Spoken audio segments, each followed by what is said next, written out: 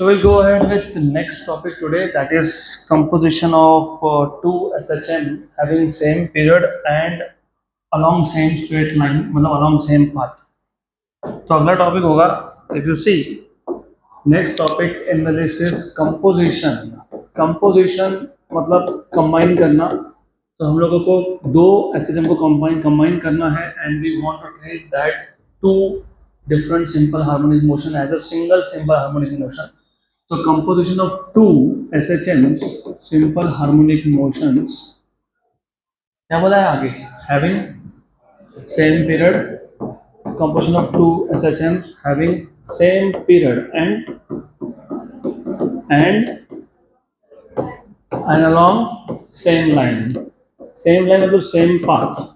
तो हमारे पास दो पार्टिकल्स है, these two particles are performing simple harmonic motion और इनका पीरियड सेम है. टाइम पीरियड सेम होना मतलब ओमेगा सेम होना. और ये इंपॉर्टेंट है टू रिमेंबर दिस, क्योंकि जब तुम इक्वेशन देखोगे और बहुत सारा मैथमेटिक्स होने वाला है, तो whenever you write down equations you need to remember if time period is same, T is same, N is same, N same मतलब ओमेगा सेम. तो ओमेगा 1 ओमेगा 2 दिखेगा नहीं, तुमको ओमेगा ही दिखेगा because time period is same. दूसरा, they are along the same path, same line, so they are performing simple harmonic motion along same line. इसका मतलब दोनों के दोनों particles if they are performing SHM along x, तो दोनों के दोनों along x. ऐसा नहीं हो सकता कि एक का vibration along x और दूसरे का y है, तो वैसा नहीं होगा. Either both will perform along x axis और both will perform along y axis और both will perform along z axis. यहाँ तक क्लियर? तो एक काम करते हैं, let us consider two particles या two SHMs. तो consider two particles performing simple harmonic motion with same period but different amplitudes. amplitude भी same नहीं है, with different amplitudes and different initial phases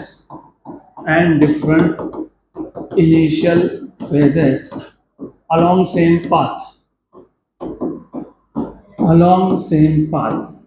तो सिर्फ उनका पाथ सेम है, the line along which they are performing vibration is same and time period is same, but what is not same is amplitude and initial phase. अब initial phase का मतलब क्या है? As I told you, initial phase आपको बताता है कि particle ने अपना मोशन कहाँ से स्टार्ट किया.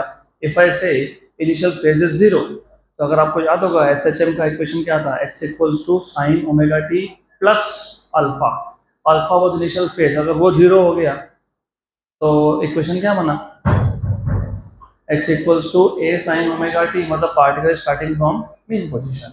If I say initial phase is π/2, तो x equal to a sine omega T plus π/2, मतलब x equals to a cos omega T, मतलब पार्टिकल ने मोशन कहाँ से स्टार्ट किया, पॉजिटिव एक्सट्रीम.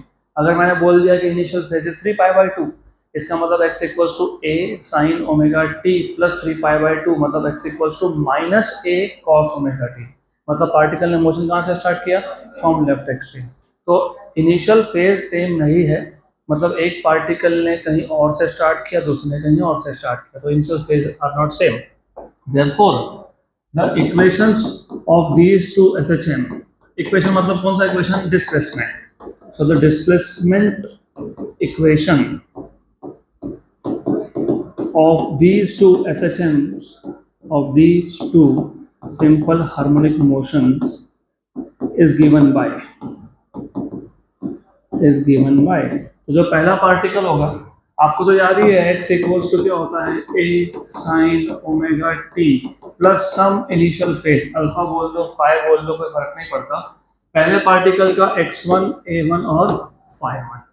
ओमेगा 1 नहीं लिखा मैंने क्योंकि as I just told you time period is same. x2 equals to a2 sine omega T plus phi2.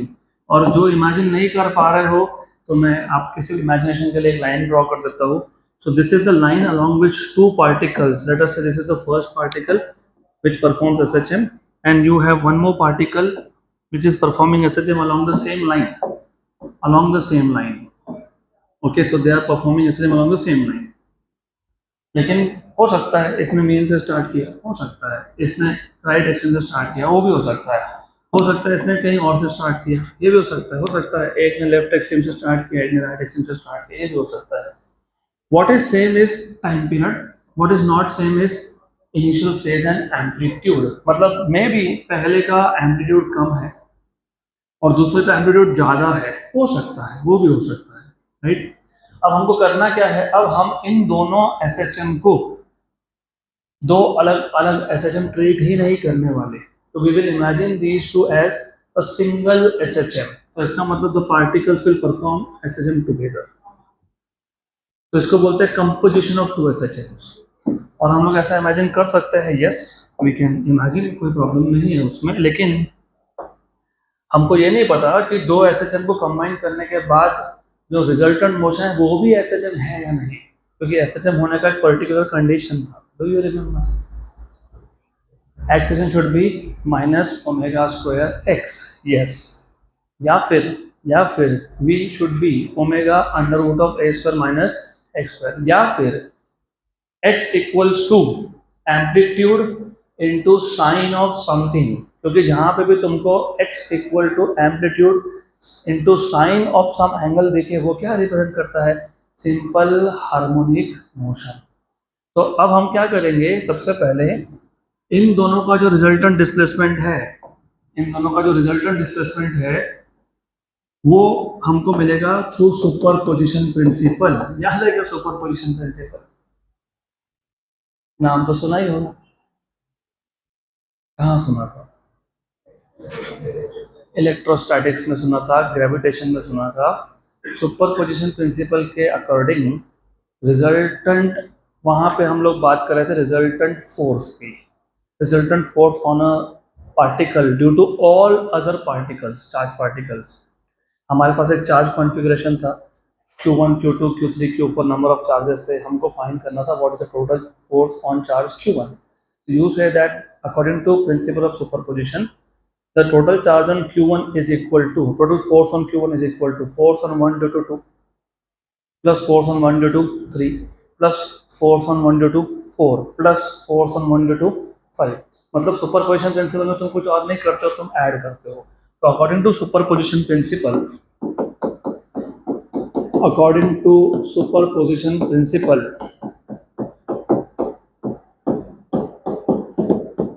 the resultant displacement of the composition, the resultant displacement of the composition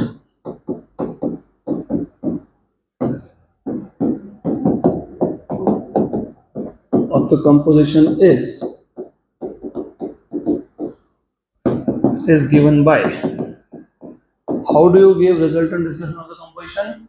X equals to x1 plus x2, right, simple है। तो हमने सिर्फ start किया by saying दो particle है which are performing SHM with same period along same path but with different amplitude and different initial phases। Mathematically, the displacement of these two particles is given by a1 sin omega t plus phi1 and a2 sin omega t plus phi2। अगर मैं इन दोनों motions को, मतलब इन दोनों particles को combine करके देखूं, तो resultant displacement is x1 plus x2। therefore x equals to x1 क्या था? a1 sin omega t plus phi1 plus x2 is a2 sin omega t plus phi2। अब यहाँ पे पूरा का पूरा ही मैथ्स है, फिजिक्स तो यहाँ खत्म हो गया, इसके आगे सिर्फ मैथमेटिक्स चलता रहेगा। तो जहाँ जहाँ पे आपको मैथ्स ज़्यादा हो, रिमेंबर लिखने का तरीका मैटर करेगा, how you are writing down terms, तब जाके थोड़ा याद रहेगा आपको। बाय द वे, ये sine of omega T plus phi1 मतलब sine of A plus b, what is sine of A plus b? Sine A cos B plus cos A sine b, ठीक है। तो we will use this trigonometric identity sin of a plus b, which is basically sin a cos b plus cos a sin b। therefore you have x equals to a1 sin of omega t plus phi1 में omega t है आपका a और phi1 है b, तो sin omega t cos phi1 sin a cos b plus cos omega t sin of phi1। Cos A sine B, right, ये हो गया। Then plus A two sine omega T plus phi two, तो omega T is A and phi two is B, तो sine ए cos B, sine ए cos B plus cos ए sine B, ऐसा आता है। अब आप क्या करो, a1 को पहले टर्म से दूसरे टर्म से मल्टीप्लाई कर लो, a2 को भी फर्स्ट टर्म से दूसरे टर्म से मल्टीप्लाई कर लो। तो what you can do in the next step is, अगले स्टेप में सिर्फ आपको क्या करना है, ओपन दिस ब्रैकेट, a1 पहले टर्म से और a1 दूसरे टर्म से मल्टीप्लाई कर लिया। सिमिलरली यहाँ पे भी ओपन दिस ब्रैकेट, a2 को फर्स्ट टर्म से और a2 को सेकंड टर्म से मल्टीप्लाई कर लिया। This is what you have.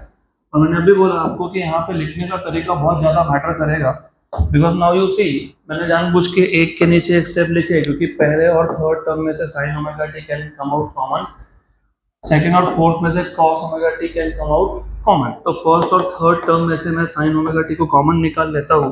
So therefore I have x equals to sine omega T आ गया कॉमन, तो पहले टर्म में बचा a1 cos phi 1 plus a2 cos phi 2 plus उसके बाद सेकेंड और फोर्थ टर्म में से कौन कॉमन निकलेगा, cos ओमेगा टी, तो cos ओमेगा टी आया बाहर, और then you have a1 sin phi 1 plus a2 sin phi 2, है क्या ऐसा?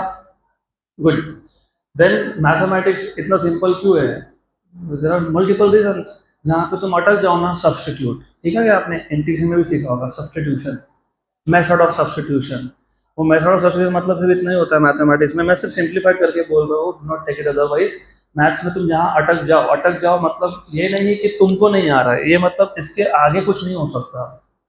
तो जहाँ पे भी यू आर स्टक, मतलब इसके आगे तुम्हारे पास और कोई ट्रिग्नोमेट्रिक आइडेंटिटी बचा ही नहीं है यूज करने के लिए, तो उस केस में यू हैव टू सब्स्टिट्यूट। तो हम लोग क्या करेंगे, लेट ये जो ब्रैकेट में टर्म्स है ना, दो कौन से टर्म्स है, a1 cos phi 1 और a2 cos phi 2, a1 sin phi 1 plus a2 sin phi 2, इसकी जगह पे सब्स्टिट्यूशन कर देंगे। तो let a1 cos phi 1 plus a2 cos phi 2 equals to r cos delta. बता दो ये r क्या है, डेल्टा क्या है, and a1 sin phi 1 plus a2 sin phi 2, इसको बोल देंगे r sin डेल्टा। गुड। अभी ये r और डेल्टा क्या है, पहला particle was performing SHM independently, second particle was performing SHM independently। पहले पार्टिकल का एम्पलीट्यूड कितना था, पहले पार्टिकल का एम्पलीट्यूड कितना था, हाँ अरे पहले पार्टिकल का एम्पलीट्यूड कितना था, a1, दूसरे का कितना था, a2। पहले का इनिशियल फेज कितना है, phi 1, मतलब उसने कहीं से तो स्टार्ट किया था, वो कहाँ से स्टार्ट किया, वो इनिशियल फेज होता है phi 1, दूसरे का क्या है phi 2। तो जब तुम दोनों SHM को कंबाइन करके सिंगल देख रहे हो कि सिंगल ही है, तो फिर उस केस में भी जो दोनों का कंपोजिशन है उसका भी तो कुछ एम्पलीट्यूड होगा ना, होगा कि नहीं होगा। So that is r, so where r is the resultant amplitude. और दोनों को आप जब कंबाइन करके देखते हो तो वो दोनों का कंपोजिशन भी कहीं से तो मोशन स्टार्ट किया होगा, या मीन से या फिर एक्सट्रीम से या फिर कहीं और से। तो जो डेल्टा है वो है resultant phase of the composition. तो ये r क्या है स्पेसिफाई कर दो, और डेल्टा क्या है वो भी स्पेसिफाई कर दो, where r is resultant amplitude of the composition, resultant amplitude of the composition, and delta is the resultant phase of composition, and delta is resultant phase of composition।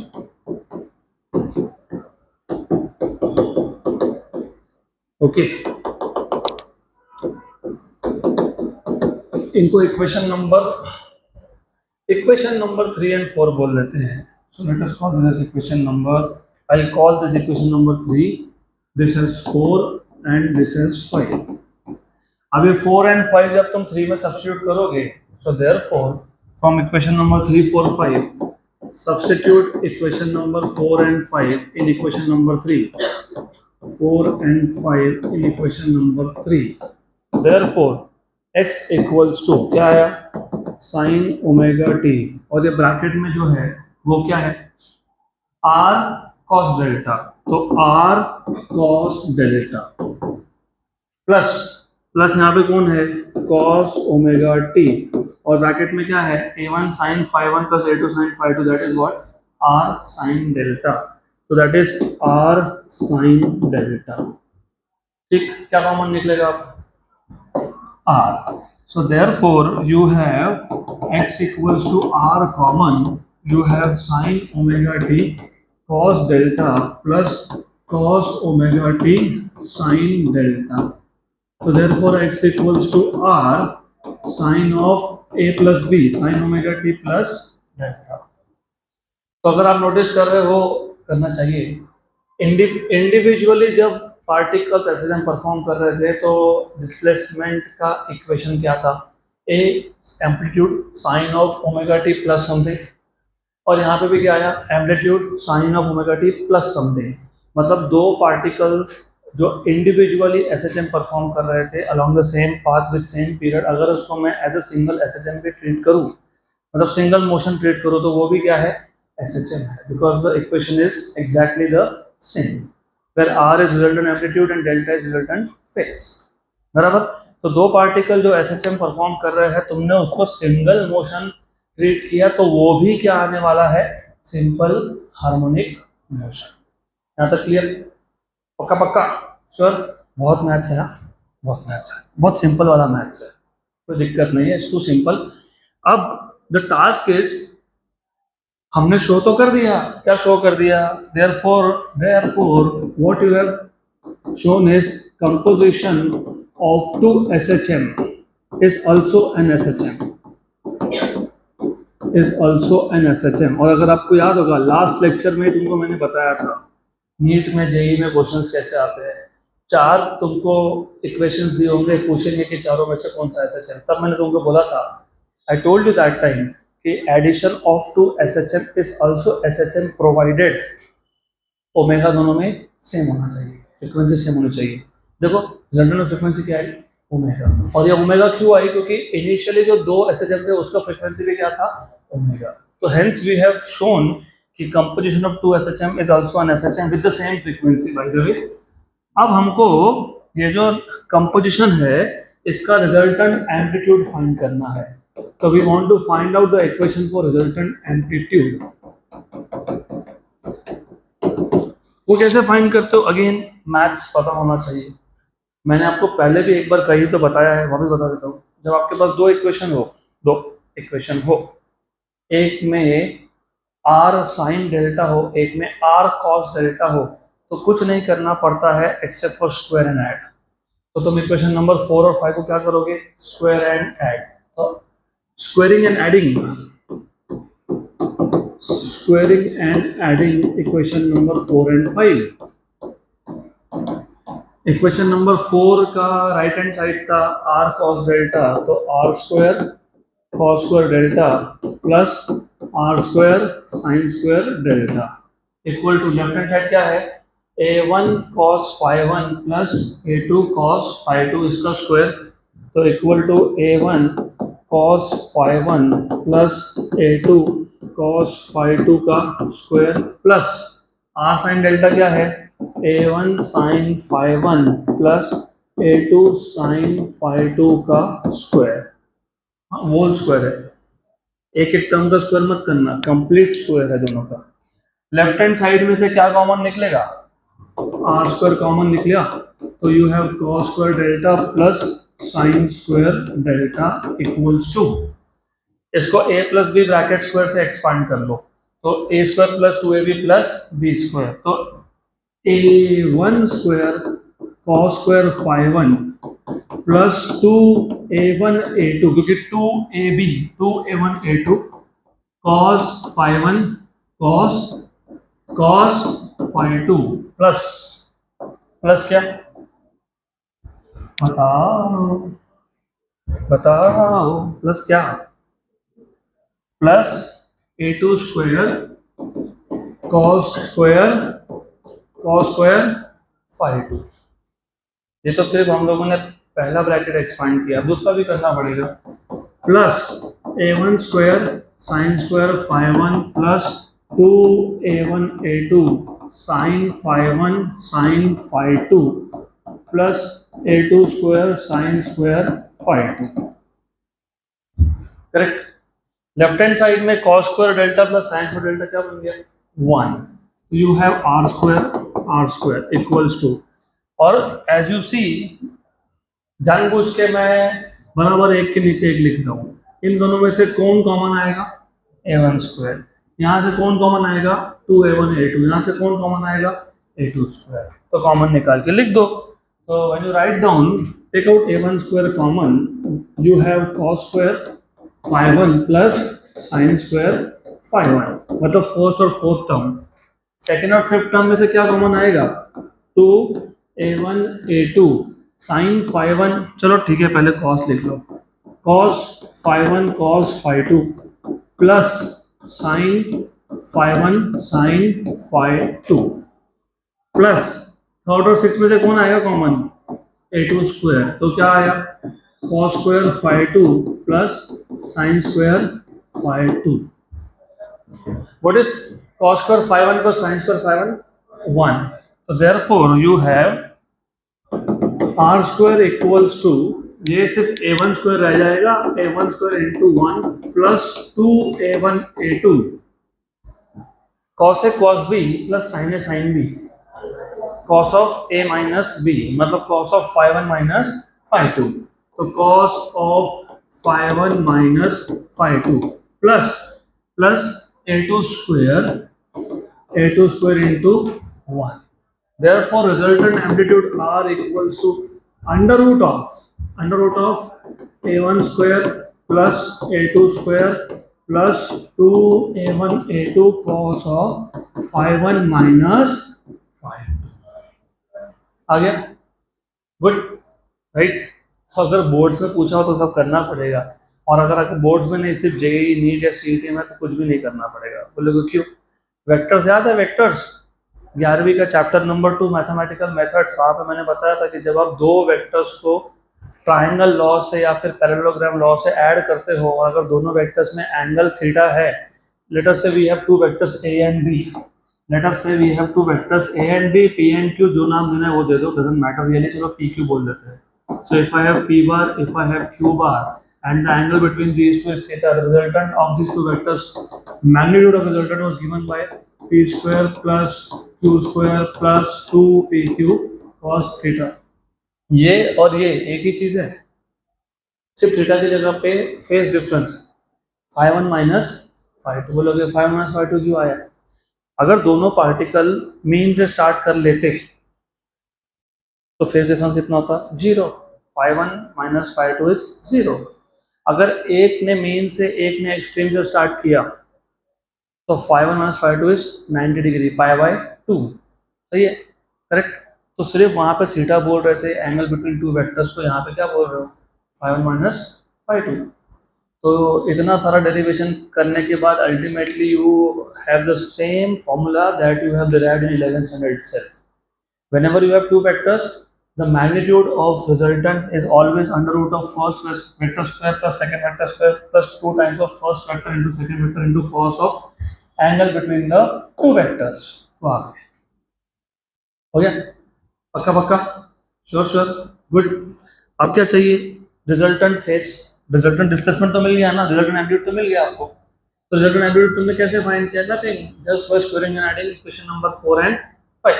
4 and 5 को square में add कर लिया, solve करने के बाद you have r equal to under root of a1 square plus a2 square plus 2a1 a2 cos of phi 1 minus phi 2। Now you are supposed to find out what is resultant phase. Resultant phase मतलब जब मैं दोनों को single motion treat करूंगा तो उस case में effectively ये दोनों का कंपोजिशन स्टार्ट कहां से करेगा, इनिशियल एंगल क्या होगा, दैट इज रिजल्टेंट फेस। अब इस केस में सिर्फ तुम इक्वेशन नंबर 5 को 4 से डिवाइड कर दो।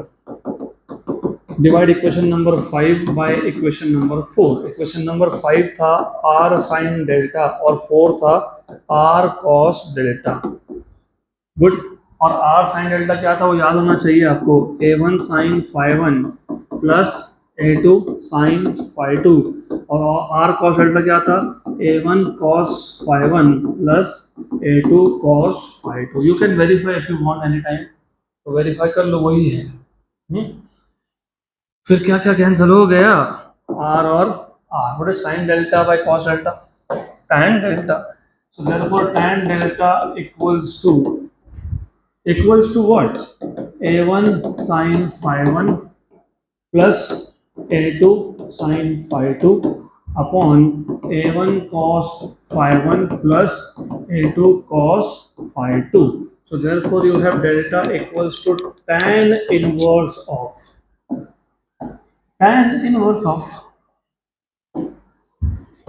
A1 sin phi 1 plus A2 sin phi 2 upon A1 cos phi 1 plus A2 cos phi 2। हो गया, this is the resultant phase. Good, पक्का सिंपल है ना, कितने पेजेस लगे, नथिंग, 7 पेजेस में हो गया डेरिवेशन पूरा, सिंपल सिंपल ही है वो, it's not difficult. After some stage you feel everything is simple. हम लोग छोटे होते हैं तो हमारे लिए कभी कभी बच्चों के लिए चलना मुश्किल होता है, और अभी तुम भागते हो, no walking is nothing for you. Starting में साइकिल चलाना डिफिकल्ट था, अभी गाड़ी तुम भगाते हो, बहुत लोग स्टंट करते हैं थोड़ा सा आराम से, dangerous, difficult for you to maintain balance, तो थोड़ा आराम से अगर स्टंट करते हो तो, लेकिन it is simple for you to ride a bike smoothly now, तो सेम चीज इज दिस। तो I just repeat quickly what we have done so far, very quick. हमारे पास दो एसएचएम थे, क्या सेम था क्या सेम नहीं था, जल्दी बताओ। Amplitude was not same, initial phase was not same, what was same, time period and path, मतलब अलॉन्ग द सेम लाइन। तो पहले पार्टिकल का डिस्प्लेसमेंट इक्वेशन है a1 sine of omega T plus phi one, और दूसरे का है a2 sine of omega T plus phi two. कोई बोलेगा कि साइन लेना है क्या, ऐसा कुछ नहीं है, तुम कॉस ले सकते हो, लेकिन एक में कॉस और दूसरे में भी cos, you can take both as cos cos, doesn't matter, answer same आएगा आपका। गुड, तो अभी दोनों को कंबाइन करके सिंगल ट्रीट कर रहे हैं, तो x equals to x1 plus x2। इसका मतलब सिंपल है, इन दोनों को सिर्फ मुझे करना है ऐड, तो I will just add this two. फिर ये जो sine omega T plus phi one था और sine omega T plus phi two था, यहाँ पे मैंने यूज कर लिया sine of A plus B, तो sine of A plus B use कर रहा हूँ मैं यहाँ पे अभी, a1 sine omega T sine ए cos B cos phi one plus sine ए कॉस बी प्लस कॉस ए sine B cos omega T और sine of phi one, ठीक, plus plus a2, दूसरे ब्रैकेट के लिए भी वही sine of a plus B ही use करना है, तो you are suppose to use the same thing over here, तो you are suppose to use the same, तो इसको यूज कर लो, sine omega T cos phi two plus cos omega T sine phi two. फिर तुमने a1 दोनों term से multiply कर दिया और a2 पे दोनों टर्म से मल्टीप्लाई कर दिया, तो you just have to multiply a1 and a2, तो कुछ नहीं है, it is too simple again, very simple, extremely simple, तो ठीक है। एनीवेज, तो you have this as a1 sin omega T cos phi 1 plus a1 cos omega T sin phi 1, वैसे यहाँ पे a2 sin omega T cos phi 2 plus a2 cos omega T sin phi 2, तो इधर आ गया a1, इधर आ गया a2। अब पहले और तीसरे टर्म में से sine omega T common, second and fourth में से कॉस ओमेगा टी कॉमन, तो कॉमन निकाल लिया, क्या कॉमन निकाल लिया, साइन ओमेगा टी, क्या बचा a1 cos phi 1 plus a2 cos phi 2 plus second and fourth term में से cos ओमेगा टी कॉमन निकाल लिया, you have a1 sin phi 1 plus a2 sin phi 2, correct. इसके आगे मैथमेटिकली कुछ हो नहीं सकता, तो जहां पे मैथमेटिकली कुछ हो नहीं सकता है, टोल्ड क्या करना पड़ता है, क्या करना पड़ता है, क्या सब्स्टिट्यूट करेंगे, क्या सब्स्टिट्यूट करेंगे? क्या सब्स्टिट्यूट करेंगे? Let a1 cos phi 1 plus a2 cos phi 2 equals to r cos delta, equation number something something, इसको इक्वेशन नंबर 3 बोल देते हो, इसको इक्वेशन नंबर 1 और 2 नाम नंबर दे देता है, इसको इक्वेशन नंबर 4 बोल देता हूँ। And a1 sin phi 1 plus a2 sin phi 2, ये क्या आएगा? क्या आएगा? क्या आएगा? r sin delta, equation number 5. What is r? What is r here? Resultant phase, resultant amplitude. What is delta? Resultant phase.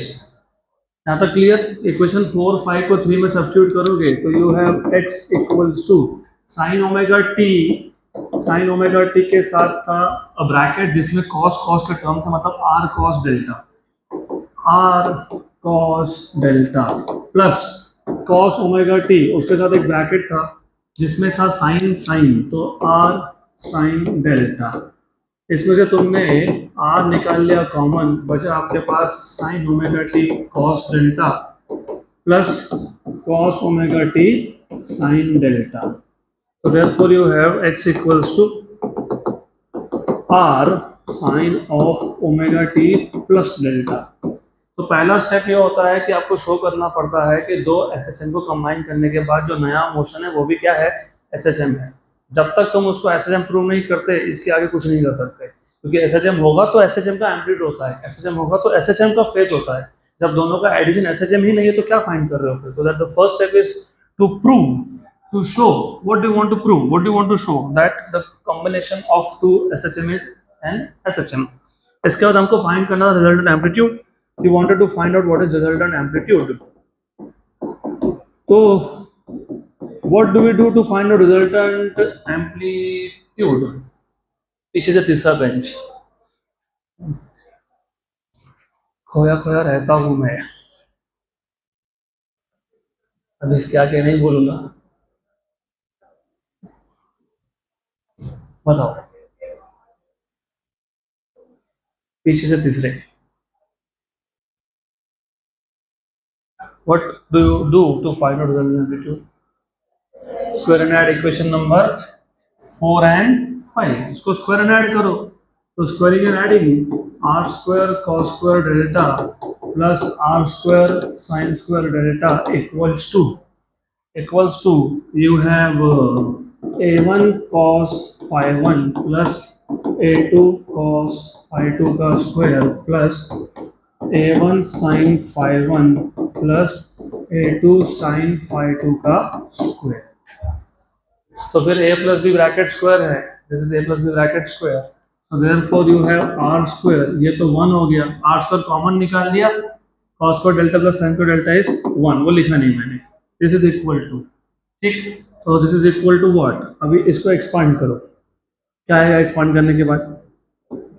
a1 square cos square phi 1 plus 2a1 a2 cos phi 1 cos phi 2 plus a2 square cos square phi 2 plus second term को expand करोगे a1 square sin square phi 1 plus 2a1 a2 sin phi 1 sin phi 2 plus a2 square sin square phi 2। a1 square common निकाल लो पहला और fourth term में से, तो क्या बचेगा? a1 square cos square phi 1 plus sin square phi 1, वो कितना हो गया? 1। थोड़ा शॉर्टकट में यूज कर रहा हूँ अभी, तो ये हो जाएगा a1 square plus 2a1 a2 common निकालने के बाद you have cos phi 1 cos phi 2 plus sin phi 1 sin phi 2 plus a2 square cos square phi 2 plus sin square phi 2, वो भी हो गया 1। तो ultimately you have r square equals to a1 square plus 2a1 a2 cos a cos b plus sin a sin b is cos of a minus b, cos of phi 1 minus phi 2। अभी किसी किसी को लगता है कि अगर मैंने उल्टा लिखा तो cos phi 2 cos phi 1 sin phi 2 sin phi 1 कोई फर्क नहीं पड़ता। cos is a, you know, cos is even function। पता है क्या ऑड फंक्शन इवन फंक्शन का कॉन्सेप्ट पता है आपको? बताओ। यस तो बोल दिया, बताओ। Even function is a function जिसमें तुमने वेरिएबल की जगह पे माइनस वेरिएबल डाल दिया। For example I tell you, if I have a function, मैं सिर्फ एग्जांपल के लिए एक्स स्क्वायर ले रहा हूँ क्योंकि square 2 is even, 4 is even, 6 is even, तो x raise to 2 x raise to 4 x raise to 6 x raise to 8 ये सब इवन हो गए। If I put minus X, तो माइनस एक्स का स्क्वायर ये आ गया, एक्स स्क्वायर मतलब वापस से क्या मिल गया, एफ ऑफ एक्स। तो जिस फंक्शन में F of minus X equals to F of X हो उसको बोलते हो इवन फंक्शन। और ऑड फंक्शन अगर होगा तो for example F of X equals to X ले लो या एक्स क्यूब ले लो, तुम्हारी मर्जी है, एक्स क्यूब ले लो, ठीक है। एफ ऑफ माइनस एक्स करके देखो तो माइनस एक्स का क्यूब, ये माइनस एक्स क्यूब आएगा, मतलब ये माइनस एफ ऑफ एक्स आएगा, इसको बोलते हो ऑड फंक्शन। इवन फंक्शन में F of minus x is F of x और ऑड फंक्शन में F of minus x is minus F of x. तो कॉस जो होता है वो इवन फंक्शन होता है, इसका मतलब cos of minus theta equal to cos theta, मतलब cos of minus pi by 2 is cos of plus pi by 2, cos of minus 180 is cos of 180, cos of minus 135 is cos of plus 135, cos of minus 45 is cos of 45। Sine के case में नहीं होता है, sine is odd function. Sine of 45 और sine of minus 45 are not same, sine of minus 45 is minus sine 45, sine of minus theta is minus sine theta. तो cos में अंदर तुम माइनस लिखो या मत लिखो, डजंट मैटर। तो मैं अगर phi 1 माइनस phi 2 लिख रहा हूँ या फिर phi 2 माइनस phi 1 लिख रहा हूँ, if I do this, if I write down minus sine common निकाल ली तो ऐसा आएगा कि नहीं आएगा? आएगा ना। लेकिन अभी तो बताया मैंने कि cos of minus angle is cos of that angle, तो does not matter really कि तुम cos of phi 1 minus phi 2 लिख रहे हो कि phi 2 minus phi 1 लिख रहे हो, only because वो cos आया और cos even function होता है, that is an even function, so does not really matter तुम कैसा भी लिख दो, कोई फर्क नहीं पड़ता है। गुड। तो therefore r equals to under root of a1 square plus a2 square plus 2a1 a2 cos of phi 1 minus phi 2, ये आ गया resultant amplitude. Resultant phase find करने के लिए हमने इक्वेशन नंबर 5 को, मतलब r sin डेल्टा को r cos डेल्टा से डिवाइड कर दिया था। r sin डेल्टा था a1 sin phi 1 plus a2 sin phi 2 upon r cos delta था a1 cos phi 1 plus a2 cos of phi 2। r गया, sin by cos हो गया tan, तो you have tan delta equals to a1 sin phi 1 plus a2 sin phi 2 upon a1 cos phi 1 plus a2 cos phi 2, तो you have delta equals to tan inverse of a1 sin phi 1 plus a2 sin phi 2 upon a1 cos phi 1 plus a2 cos phi 2, ये बन गया आपका resultant phase. अभी खत्म नहीं हुआ, अभी इसके आगे स्पेशल केसेस है। तो स्पेशल केसेस, 3 स्पेशल केसेस है। So you have 3 special cases. उसमें पहला स्पेशल केस है इफ द फेज डिफरेंस मतलब कौन, phi 1 minus phi 2 is equals to 0। सबसे पहले you have to understand when you say phi 1 minus phi 2 phase difference is 0, then you are saying कि phi 1 is equals to phi 2। इसका मतलब आप ये बता रहे हो कि दोनों का इनिशियल फेज सेम है, मतलब तुम ये बता रहे हो the particle start from the same position, therefore both particles start their motion from the same position,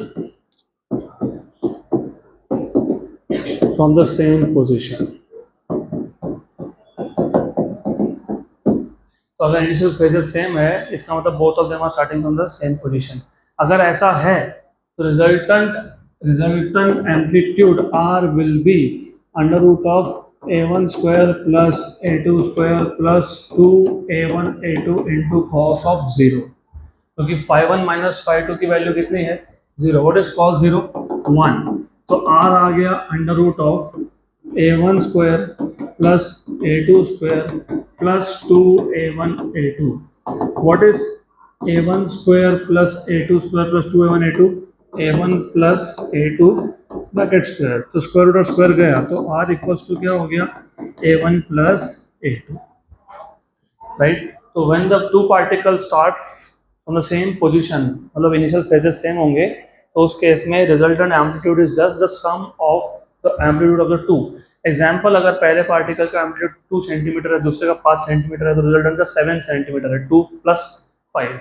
इसमें भी स्पेशल केस है. स्पेशल केस में स्पेशल केस है, अगर दोनों के दोनों पार्टिकल्स का एम्पलीट्यूड ही सेम है, तो a1 equals to a2 equals to a, तो r equals to a1 plus a2 था, तो a प्लस a मतलब कितना 2 है. So the composition will have double amplitude compared to the amplitudes of the particles. बराबर. दूसरा special case, if the phase difference, initial phase difference, मतलब phi1 minus phi2 equals to 90 degree, that is pi by 2, then अब you should know, इसका मतलब होता है that one of the particles start from mean while the other starts from extreme. Mean और extreme में phase difference कितना है पाई by 2. हमेशा ऐसा नहीं होता है. मे बी एक पार्टिकल मीन के लेफ्ट से स्टार्ट कर रहा है, एक मीन के राइट से, और दोनों के दोनों एक्सट्रीम पे नहीं है, they are somewhere between mean and extreme, तो उन दोनों में भी फेज डिफरेंस पाई बाय 2 हो सकता है ना, ऑफ कोर्स. हाँ कि ना? यस, हो सकता है. तो अगर फेज डिफरेंस 90 डिग्री है, तो उस केस में you have r equal to under root of a1 square plus a2 square plus 2a1 a2 cos of 90. What is cos 90? 0. So therefore you have r equal to under root of a1 square plus a2 square, क्योंकि cos 90 0 हो गया. अब इसमें भी अगर दोनों का amplitude same है, तो r की वैल्यू होगी under root of a square plus a square, that is root two a square. a square का रूट बाहर आ गया तो a हो गया, तो रूट टू a. पक्का पक्का clear. Last special case, if the two particle start from two extremes, मतलब फेज डिफरेंस इज पाई, तो फेज डिफरेंस पाई का मतलब ये होता है, फॉर एग्जांपल मीन से पाई बाय 2 और मीन से लेफ्ट साइड में नेगेटिव साइड में पाई बाय 2, मतलब 3 पाई बाय 2. तो एक लेफ्ट एक्सट्रीम से स्टार्ट हुआ, एक राइट एक्सट्रीम से. 3 पाई by 2 minus pi by 2 how much? अरे 2 पाई बाय 2 मतलब कितना पाई. तो फेज डिफरेंस पाई का मतलब क्या होता है, that one particle starting from right extreme while the other starting from left extreme. बराबर. पक्का. एक लेफ्ट साइड से मैक्सिमम डिस्प्लेसमेंट और एक राइट साइड से मैक्सिमम डिस्प्लेसमेंट से स्टार्ट हो रहा है, तो ऐसे केस में you will have r equals to under root of a1 square plus a2 square plus 2a1 a2 cos of pi. What is cos of pi? Minus 1. So you have under root of a1 square plus a2 square minus 2a1 a2, क्योंकि cos pi was minus 1. cos pi की value कितनी थी? minus 1. Good. So now you have therefore r equals to, what is a1 square plus a2 square minus 2a1 a2? a1 minus a2 bracket square. Therefore you have r equals to a1 minus a2. अब इसमें भी special case है, if a1 equals to a2 equals to a, तो उस case में r की value कितनी आएगी? 0. मतलब कंपोजिशन का जो SHM है उसका एम्पलीट्यूड 0 है, मतलब यू विल सी कि both particles are not actually moving, they are at the same, तो रिजल्ट एम्पलीट्यूड 0. और अब उसको इमेजिन करना थोड़ा डिफिकल्ट है, तो I will try to find a way in which you can imagine this. तो यहाँ तक क्लियर? पक्का. फिजिक्स ही चल रहा है, मैथ्स नहीं है, दिस इज ऑल फिजिक्स. हो गया. अभी अगला टॉपिक होगा projection of uniform circular motion as simple harmonic motion, projection of UCM as SHM. The next topic is projection of UCM as SHM.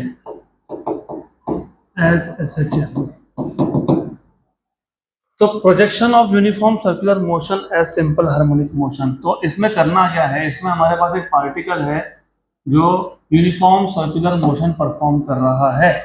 हमको डू यू रिमेम्बर प्रोजेक्शन मतलब क्या? Shadow. Projection मतलब shadow. तो एक particle है जो UCM perform कर रहा है, तो लेट अस से कंसीडर अ पार्टिकल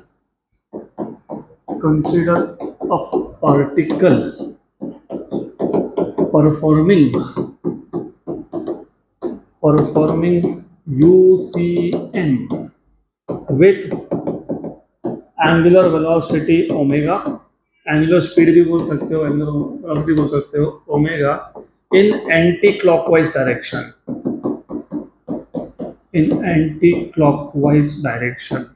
सबसे पहले जैसे ही तुम स्पीड की वैल्यू मेंशन करते हो, मतलब स्पीड की वैल्यू कांस्टेंट है, क्योंकि जो कांस्टेंट है इसको मेंशन क्या करोगे, तुम गाड़ी से जा रहे हो और you are maintaining a speed of 40 kilometre per hour, let us say मैंने पूछा स्पीड कितना, तुम बोलोगे 40 किलोमीटर पर आवर।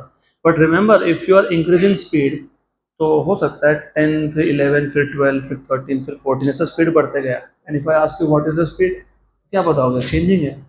तो जब तुम मेंशन करते हो ना कि एंगुलर स्पीड ओमेगा है, इसका मतलब तुम ये बता रहे हो कि एंगुलर स्पीड कांस्टेंट है, और जिस मोशन में एंगुलर स्पीड कांस्टेंट हो, एंगुलर स्पीड कांस्टेंट हो या लीनियर स्पीड कांस्टेंट हो, उसको बोलते हो यूनिफॉर्म सर्कुलर मोशन। हमने डिफाइन किया था, the motion of an object along the circumference of circle with constant speed, velocity नहीं बोलना, constant speed is called as uniform circular motion. अब ये एंटी क्लॉकवाइज डायरेक्शन क्यों लिया? कोई कंपल्शन नहीं है, you can take clockwise also, लेकिन प्रॉब्लम ये है 11th स्टैंडर्ड में आने के बाद anti clockwise angles are taken to be positive and clockwise are taken to be negative. तो हम लोगों को यहाँ पे एंगल्स को पॉजिटिव रखना है, इसके लिए हमने एंटी क्लॉकवाइज लिया है। ये हो गया एक्स एक्सिस, ये हो गया वाई एक्सिस। तो जो पार्टिकल सर्कुलर मोशन परफॉर्म कर रहा है वो मोशन 2D मोशन है, 2 डायमेंशनल है, क्योंकि एक्स और वाई 2 कोऑर्डिनेट लगने वाले हैं, और सिंपल हार्मोनिक मोशन है 1D मोशन होता है, तो ये भी याद रखना।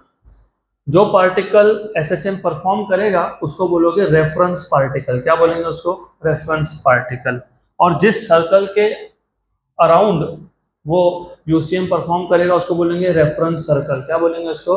Reference circle. क्या बोलेंगे उसको? Reference circle. So the particle which performs circular motion और UCM, the particle which performs uniform circular motion, which performs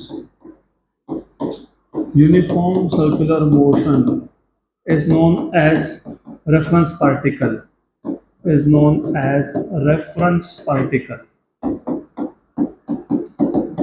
and the circle along which it performs motion is known as reference circle, is known as reference circle। और ये जो reference circle है उसका जो radius है उसको मैं a मानने वाला हूँ, तो लेट अस से a is the radius of this reference circle. तो late a be the radius of reference circle, radius of reference circle।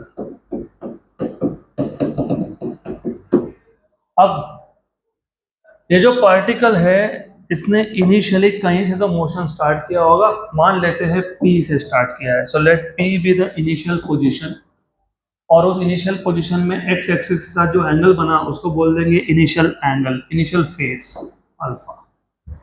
और हम by default angle positive x axis के साथ ही मेजर करते हैं, इसलिए मैंने बोला कि जो इनिशियल पोजीशन पे रेडियस ने जो एक्स एक्सिस के साथ एंगल बनाया है दैट इज इनिशियल फेस। थोड़ा इनिशियल फेस अल्फा, तुमको फाई बोलना है, डेल्टा बोलना है, गामा बोलना है, जो बोलना है बोल दो। So let the particle starts its motion from point P and alpha be the initial phase.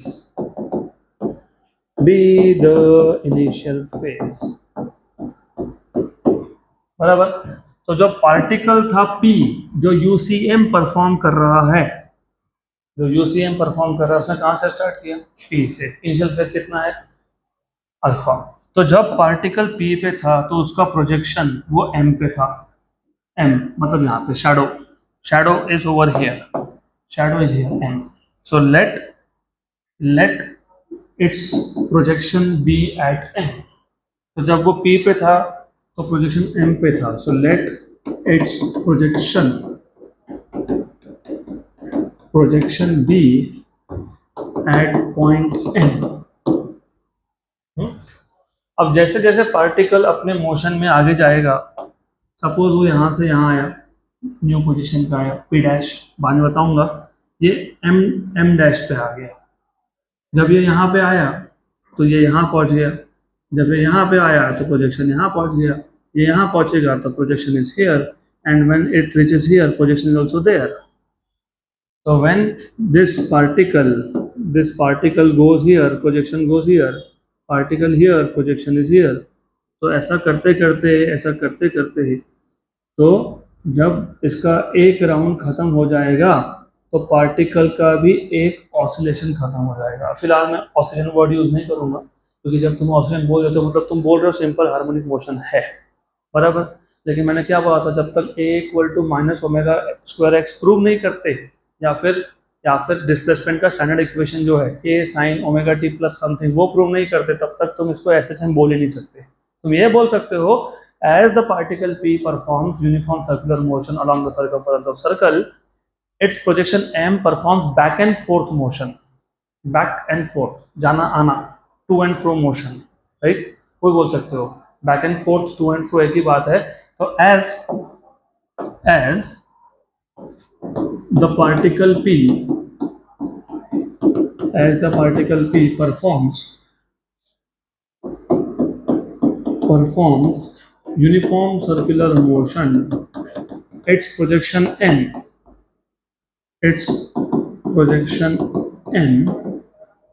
performs back and forth motion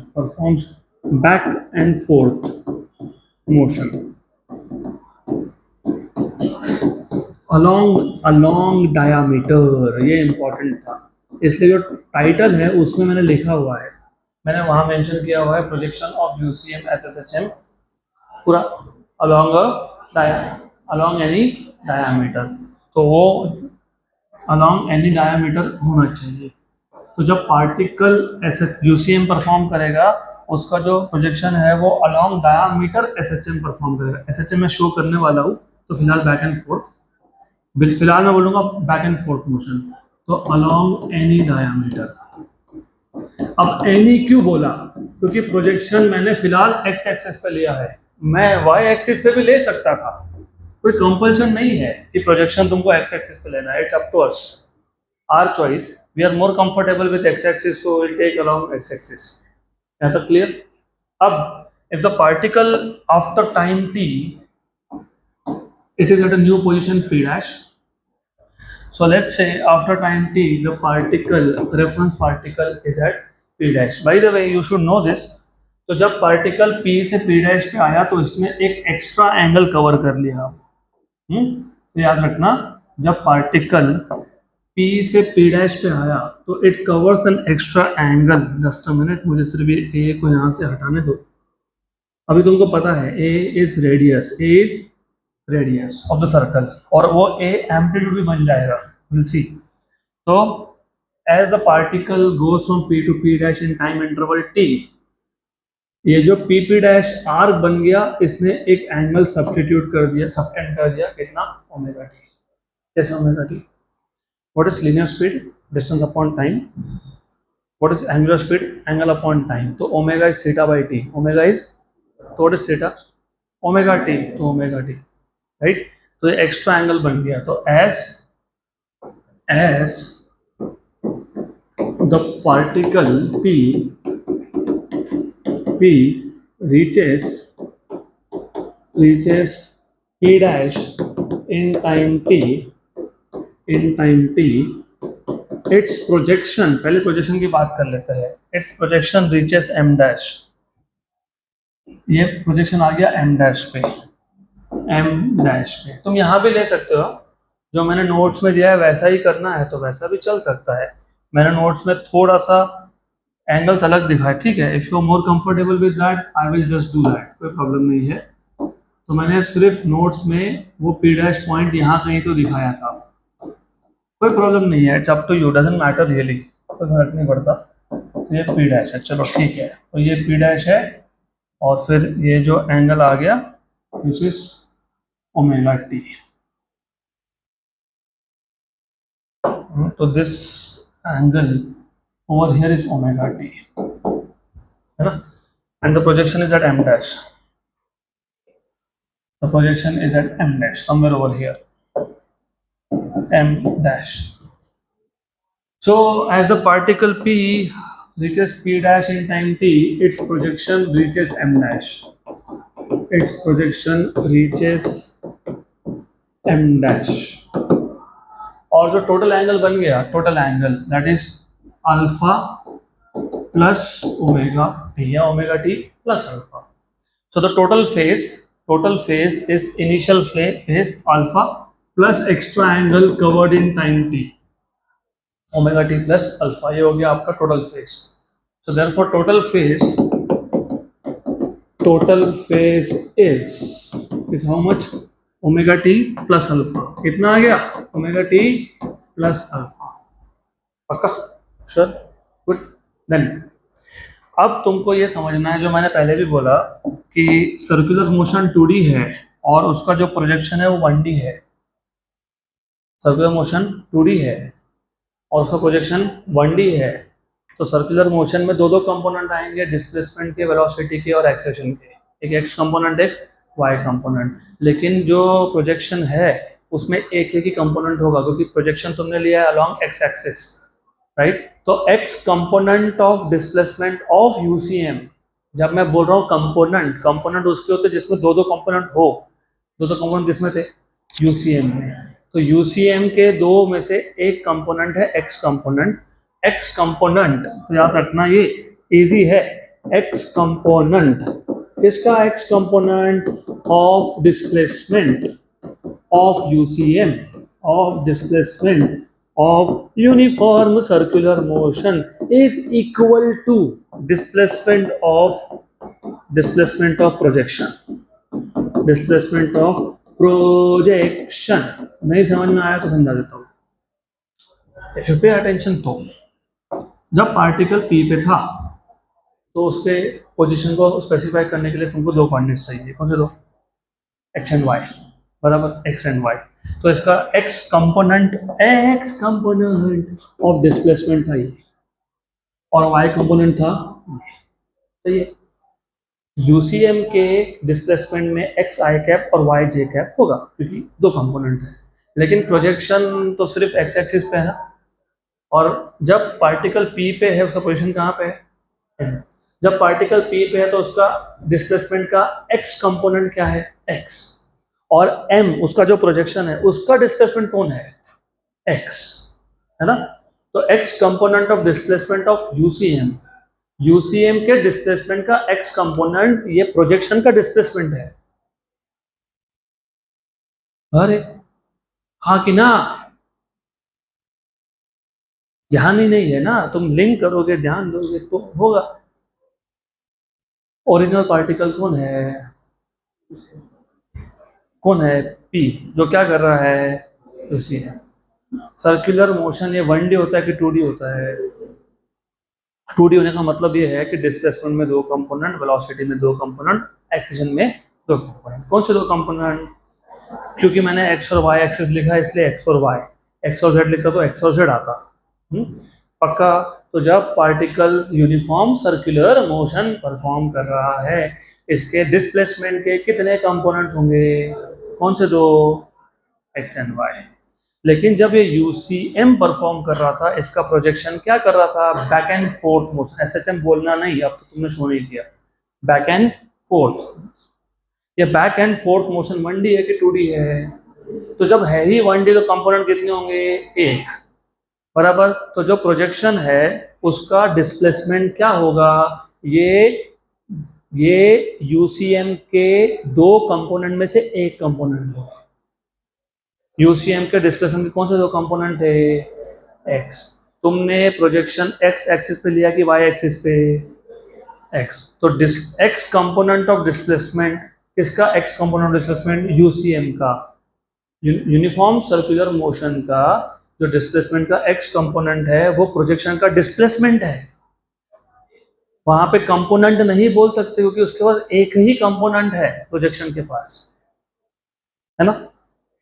समझा क्या, पक्का, श्योर श्योर, 100%, हाँ कि ना, हाँ, ओके गुड। आई अज्यूम कि तुमको समझा है। तो can I write down x component of displacement of UCM is displacement of projection, yes. So can I also write down x component of velocity of UCM? UCM is equals to velocity of projection. लिख सकता हूँ क्या ऐसे में, हाँ कि ना, yes, no, yes. X component of acceleration of UCM. तो एक्सेलरेशन का जो x कंपोनेंट होगा ऑफ यूसीएम इक्वल्स टू क्या बन जाएगा, एक्सेशन ऑफ एसएचएम, मतलब projection, acceleration of projection. Is this clear to you, हाँ, यस। तो अभी तुम्हारा टास्क सिर्फ इतना है कि तुमको x कंपोनेंट ऑफ डिस्प्लेसमेंट और x कंपोनेंट ऑफ वेलोसिटी और x component of acceleration find करना है, यस। अगर मुझे x कंपोनेंट ऑफ डिस्प्लेसमेंट भी मिल गया, मेरा काम हो गया। क्योंकि वेलोसिटी कैसे निकालते हो, डेरिवेटिव ऑफ डिस्प्लेसमेंट, और एक्सेशन कैसे निकालते हो, डेरिवेटिव ऑफ वेलोसिटी। तो what is the first task that you are supposed to do, find out x component of displacement. How do you find, it is too simple again. पहले particle कहाँ था, p पे, initial phase कितना था, alpha. t time के बाद कहाँ आ गया, ओमेगा t पे। तो टोटल फेज कितना हो गया, ओमेगा t प्लस अल्फा। ये पूरा एंगल कितना होता है, 180। ये पूरा एंगल कितना होता है, 180। ये पूरा एंगल कितना होता है, 180। 180 में से ये माइनस कर दो, कितना है वो, जल्दी बोलो, सुनाई कम देता है मेरे को, जल्दी बोलो। 180 minus omega T plus alpha. तो ये जो एंगल है, this angle is pi minus pi, क्योंकि 180 is pi minus omega T plus alpha. अब बोलो ये क्यों फाइंड किया, जब पार्टिकल p डैश पे था तो उसका प्रोजेक्शन कहाँ था, m डैश। तो उसका डिस्प्लेसमेंट ये आ गया माइनस एक्स। माइनस क्यों आया, to the left of origin है, सही है। Do you remember what was the radius of circle, a? Do you remember what is cos theta? Which side or which side? Adjacent upon. So therefore, from figure, you can say that cos of pi minus omega t plus alpha equal to adjacent side, which is minus x upon a, hypotenuse. What is cos of pi minus theta?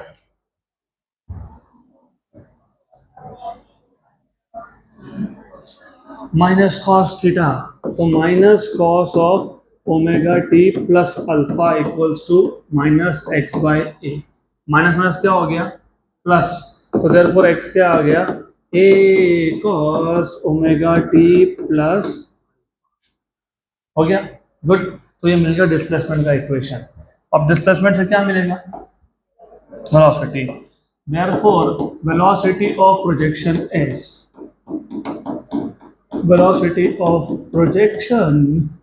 is v equals to dx by dt. Therefore, v equals to derivative of x. X is a cos omega t plus alpha. A constant है क्योंकि radius is constant, is radius you said that, और radius of circle is always a constant value, constant outside, derivative of with respect to time, derivative with respect to time होता है time, cos of omega t plus alpha. What is derivative of cos of omega t plus alpha? Minus sine, आगे कुछ और, minus sine हो गया, minus sine नहीं, minus omega sine omega T plus alpha, correct. ये हो गया velocity का expression. So therefore acceleration of projection is, acceleration of projection is, acceleration of projection is equals to dv by dt, dv by dt which is minus बाद में लेके आता हूँ, dt of v, what is v, minus a omega sin omega t plus alpha, इसमें से minus ए omega constant जाएगा बाहर, derivative of sine omega T plus alpha, what is derivative of sine cos omega T plus alpha into omega, तो omega square, तो A equals to minus omega square बाहर लिख दिया, A cos of omega T plus alpha लिख दिया, what was A cos omega T plus alpha, displacement, तो a equals to minus omega square, तो projection का equation आ रहा है माइनस ओमेगा स्क्वायर एक्स, मतलब प्रोजेक्शन क्या परफॉर्म कर रहा है, SHM।